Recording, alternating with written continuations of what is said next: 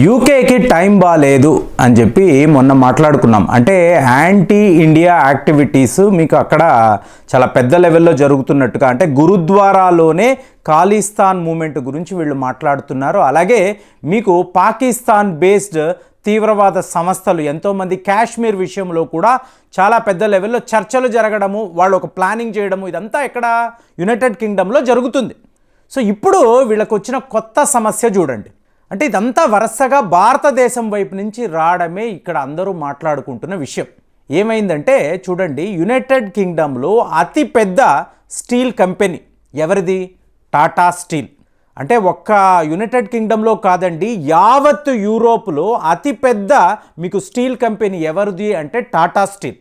So మొన్నటికి మొన్న వీళ్ళు ఏంటంటే, మేము యునైటెడ్ కింగ్డమ్ నుంచి మా ప్లాంట్లన్నీ కూడా క్లోజ్ చేసుకొని యూరోప్లో ఇంకొక దేశానికి వెళ్ళిపోతాము, ఈ యునైటెడ్ కింగ్డమ్లో మాకు అనుకూలమైన పరిస్థితులు లేవు, మేము వెళ్ళిపోతున్నాము అని చెప్పి టాటా స్టీల్కి సంబంధించిన యాజమాన్యము యునైటెడ్ కింగ్డమ్ ప్రభుత్వానికి చెప్పడము ఇవాళ చాలా పెద్ద న్యూస్. అంటే మీరు చూసారనుకోండి, 2022 జూలై నుంచే ఇష్యూ జరుగుతూ ఉంది. అంటే 1 ఇయర్ మీకు మేము టైం ఇస్తున్నాము, ఈ 1 ఇయర్లో యునైటెడ్ కింగ్డమ్ గవర్నమెంట్ ఒక కరెక్ట్ అయిన నిర్ణయం తీసుకుంటే టాటా స్టీల్ ఇక్కడ యూకేలో స్టీల్ ప్రొడక్షన్ చేస్తాం, లేకపోతే ఈ దేశాన్ని విడిచిపెట్టి మేము వెళ్ళిపోతాము అని చెప్పి మీకు ఒక అల్టిమం కూడా మనం ఇచ్చాం. విషయం ఏంటంటే, టాటా స్టీల్కి United Kingdom government 1.5 billion sterling, అంటే పౌండ్ స్టెర్లింగ్ అంటాం చూసారా, వీళ్ళు ఇవ్వాలి. ఇది టాటా స్టీల్ వాళ్ళు చేస్తున్న డిమాండ్. అదేంటి ప్రేమ్ గారు, ఈ టాటా స్టీల్ వాళ్ళు యునైటెడ్ కింగ్డమ్ని ఎందుకు అడగాలి? అసలు అడగాల్సిన అవసరం ఏంటి? అసలు వాళ్ళు ఎందుకు వీళ్ళకి ఇవ్వాలి? ఇది కదా ఇష్యూ. ఏమీ లేదండి, ఇప్పుడు ఈ క్లైమేటిక్ చేంజ్ అని మాట్లాడుతున్నాం కదా. సో ఇందులో మీకు ఏంటంటే, యునైటెడ్ కింగ్డమ్ వాళ్ళు ఒక ప్లడ్జ్ చేశారు.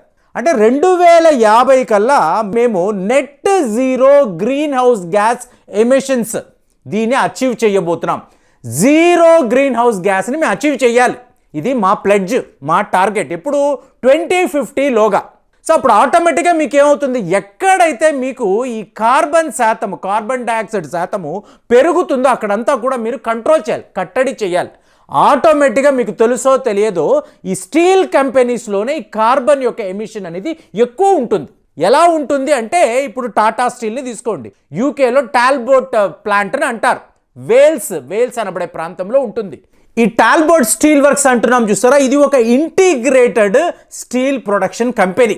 చెప్తున్నా కదా, యూకేలోనే కాదండి, యూరోప్లోనే అతి పెద్దది, చాలా చాలా పెద్దది.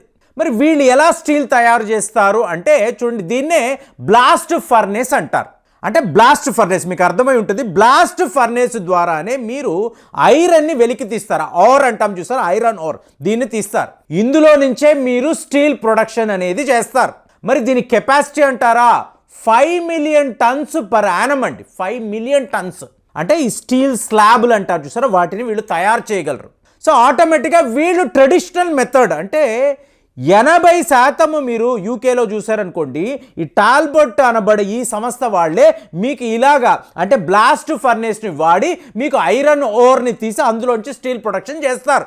80% వీళ్ళే చేస్తారు. అంటే టాటా స్టీల్ కంపెనీ వాళ్ళదే కంపెనీ చేస్తారు. సో ఇప్పుడు యూకే గవర్నమెంట్ ఏమంటుందంటే, ఇంతలాగా మీకు కార్బన్ డైఆక్సైడ్ వెలువడుతుంది కదా, సో ఎమిషన్ని మీరు తగ్గించే తీరాలి, వరల్డ్ లెవెల్లో మేము ప్లడ్జ్ చేస్తున్నాము. కాబట్టి ఎక్కడైతే మీకు ఈ కార్బన్ ఎమిషన్ ఎక్కువ అవుతుందో దీనికి ప్రాథమిక కారణము ఈ స్టీల్ కంపెనీలు. అందులో నంబర్ 1 పొజిషన్లో అతిపెద్ద స్టీల్ కంపెనీ ఎవరిది అంటే టాటా స్టీల్. కాబట్టి మీరు ఈ విషయంలో దృష్టి సారించండి అని చెప్పి యూకే గవర్నమెంట్ టాటా వాళ్ళకి చెప్పారు. సో వీళ్ళు కూర్చొని ఇప్పుడు ఎలాగ ఈ కార్బన్ డైఆక్సైడ్ ఎమిషన్ని తగ్గించాలి, కార్బన్ ఎమిషన్ని తగ్గించాలంటే డీకార్బనైజేషన్ అనబడే ప్రక్రియను మీరు చెయ్యాలి. అంటే మీరు కోల్ వాడతారు కదండి, కోల్ వాడుతున్నప్పుడు మీకు హై టెంపరేచర్ ఉంటుంది. సో కార్బన్ ఇంటెన్సిటీ అనేది హైయెస్ట్ లెవెల్లో ఉంటుంది. కాబట్టి ఖచ్చితంగా స్టీల్ కంపెనీలు అందరూ కూర్చొని ఈ కార్బన్ ఎమిషన్ని ఎలా తగ్గించాలని చెప్పి వాళ్ళు వర్కౌట్ చేయాలి. ఇదే పనిలోనే టాటా స్టీల్ వాళ్ళు కూడా కూర్చొని వాళ్ళ అధికారులతో కూర్చొని ఎలా చేయాలని ఆలోచించారు. ఫైనల్గా వీళ్ళు ఏం తేల్చారు అంటే, ఎలక్ట్రిక్ ఆర్క్ ఫర్నేస్ అంటారు. అంటే మొత్తం ఎలక్ట్రిసిటీతోనే ఈ యూనిట్స్ అంతా కూడా రన్ చేయాలి. ఈ విధంగానే మీరు ఈ ఐరన్ ఓర్ స్టీల్ ప్రొడక్షన్ చేయాలి. సో ఎలక్ట్రిసిటీ అన్నప్పుడు ఆటోమేటిక్గా కార్బన్ యొక్క ఎమిషన్ తగ్గిపోతుంది. అంటే డీకార్బనైజేషన్ అనబడే ప్రాసెస్ జరుగుతుంది. అందుకే కదా మనము electric vehicles, electric scooters, electric cars అని మాట్లాడుతున్నాం. ఎందుకు? ఈ కార్బన్ డైఆక్సైడ్ ఎమిషన్ని తగ్గించాలి. సో ప్రపంచ దేశాలంతా కూడా వీటి గురించే మాట్లాడుతున్నారు. ఇండియాకు కూడా ఇలాగ ఒక స్ట్రాంగ్ పాలసీ ఉంది. మనము కూడా ప్లెడ్జ్ చేసి ఉన్నాం. సో ఇప్పుడు వర్కౌట్ చేసిన టాటా స్టీల్ వాళ్ళు ఏమన్నారంటే ఈ ప్రాసెస్ జరగాలి. ఎందుకు? యూరోప్లోనే అతిపెద్ద స్టీల్ కంపెనీ ఇది. సో దీనిని మొత్తం మాడిఫై చేయాలి, ఈ సిస్టమ్స్ని మార్చాలంటే మాకు 3 బిలియన్ మీకు పౌండ్ స్టెర్లింగ్ ఖర్చు అవుతుంది. 3 బిలియన్.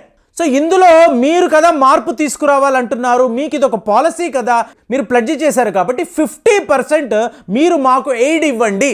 మామూలుగా ఇస్తారు కదండి, మనము కూడా ప్రొడక్షన్ లింక్డ్ ఇన్సెంటివ్స్ అంటున్నాం కదా. అంటే ఒక కంపెనీని కాపాడడానికి, ఆదుకోవడానికి గవర్నమెంట్ ఇలాంటి ఎయిడ్ అనేది ఇవ్వాలి. కాబట్టి యూకే గవర్నమెంట్ని మనం అడిగాం. అంటే లాస్ట్ ఇయర్ మీరు 2022 మీకు ఎప్పుడు జూలై అన్నప్పుడు బోరిస్ జాన్సన్ ఉన్నాడు. సో బోరిస్ జాన్సన్తో టాటా స్టీల్ వాళ్ళు ఇలాంటి ఒక ప్రపోజల్ పెట్టారు. 3 బిలియన్ పౌండ్ స్టెర్లింగ్ అవుతుందండి, మీరు 50%, మేము 50%. ఇది మాకు లాసే. యూకేలో వ్యాపారం చేయడం అనేది మాకు నష్టమే. ఎందుకు? హై ఎనర్జీ ప్రైసెస్, మీ దగ్గర సదుపాయాలు లేవు, మ్యాన్ పవర్ లేదు. అదే నెదర్లాండ్స్లో చూడండి, నెదర్లాండ్స్లో కూడా టాటా స్టీల్ వాళ్ళది చాలా పెద్ద కంపెనీ ఉంది. అంటే నెదర్లాండ్స్ స్టీల్ వర్క్స్ అంటారు. వాళ్ళు అక్కడ మంచి లాభాలు సంపాదిస్తూ ఉంటే యూకేలో మాత్రం మేము అష్ట కష్టాలు పడుతున్నాము. నెదర్లాండ్స్ కన్నా యూకే పెద్ద దేశం కదా, మీ గవర్నమెంట్ ఎందుకు మాకు ఇలాంటి ఫెసిలిటీస్ ఇవ్వరు? ఆ సస్టైనబిలిటీ అనేది మాకు కావాలి కదా. అంటే మీకు ఆల్రెడీ యూకే చాలా చాలా దయనీయమైన పరిస్థితుల్లో ఉన్నారు కదా, ఒక పెద్ద ఎకనామిక్ క్రైసిస్లో ఉన్నారు, జీడిపి కూడా గణనీయంగా పడిపోతున్నప్పుడు ఇప్పుడు టాటా వాళ్ళు అడుగుతున్న 1.5 బిలియన్ ఎలా ఇవ్వగలమని బోరిస్ జాన్సన్ దాటవేశాడు. తరువాత లిస్ ట్రస్ వచ్చారు. ఈవిడ వచ్చినప్పుడు కూడా మళ్ళీ ఇంకొకసారి మేము చెప్తున్నామండి, మేము యూకే వదిలి వెళ్ళిపోతాము, తర్వాత మీ ఇష్టం అని చెప్పి లిస్ ట్రస్ కూడా చెప్పాం. ఈవిడ చాలా షార్ట్ టర్మే ఉన్నారు కాబట్టి ఆవిడ వెళ్ళిపోయారు.